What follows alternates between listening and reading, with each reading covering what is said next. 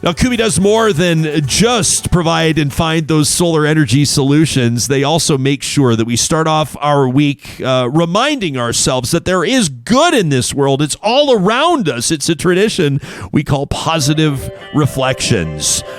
And Samuel Brooks, why don't we get to this one? This is a collection of photos, and I'd like to put you on the spot if you don't mind, because you brought this to our attention, this story, and this absolutely broke my face with one of the biggest smiles I've had in a long time. Tell us, those that are watching this on YouTube, what we're about to see here with these polar bears. So what we're about to see is there's a remote weather station on an island in between where Russia and Alaska is, and it's been abandoned.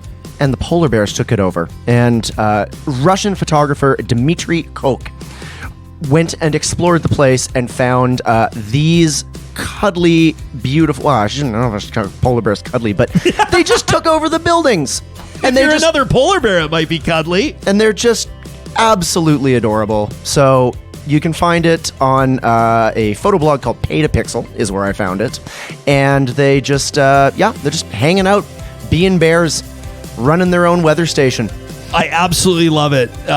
You imagine like the experience as a photographer to be able to do that. I mean, is there a more magnificent land mammal than the polar bear? I don't think so. I always see these like mock-ups where they'll put like a polar bear next to a grizzly bear, and you realize the size difference. It's just like these things are marvels of nature. Absolutely unbelievable. I also wanted to show you this, and we've sped this up. This is a sheep farmer over in Scotland, and this video is absolutely remarkable. Check this out. Let me describe it for you. Wanted to send tribute to his mom. May she rest in peace. And so he laid out grain. He laid out grain in his pasture so the sheep would flock to the grain. Of course, he laid out the grain in the shape of a heart, and then they had this aerial video recording from a drone.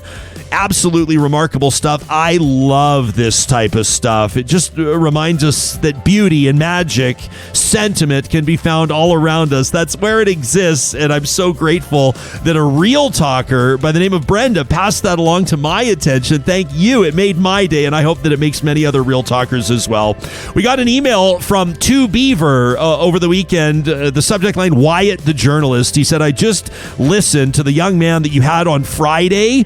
That's Wyatt Sharp, host of the Wyatt Sharp Show. He's 12 years old. If you missed the interview, make sure you check it out. What a remarkable talent he is. Not yet a teenager. 2Beaver says when he was talking about questioning Minister Carolyn Bennett on a new program being introduced, what an extraordinarily articulate young man.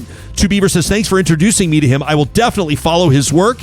This show, Real Talk, has really been something that makes my days better. That from 2Beaver. That is music to our ears. Thanks for checking out and commenting on our content. If you know something on Real Talk will make someone else's day, we encourage you to share it. That's how we grow our audience. It's how we grow our show. Coming up a little bit later on this week, we're going to be taking follow-up looks at the stories we've been covering, but also digging into the results of our most recent question of the week, where we asked you to look into your crystal ball and tell us what you forecast 2022 to look like. Should be a great exercise. In the meantime, make it a great Monday. Be good to each other.